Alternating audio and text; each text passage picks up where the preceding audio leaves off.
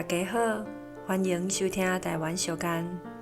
今仔日要甲大家介绍的小干是暗头仔食西瓜，半暝仔反正。暗头仔是讲黄昏，也是暗顿进前。半暝仔差不多是伫暗暝，人困甲上落眠的时间。若照汉医的看法，西瓜是较冷底的水果，有利尿的功效。毋过，伫早期的社会，西瓜大部分拢是切做片伫卖。若是保存了无好，真有可能会变质，食落腹肚会引起胃肠炎。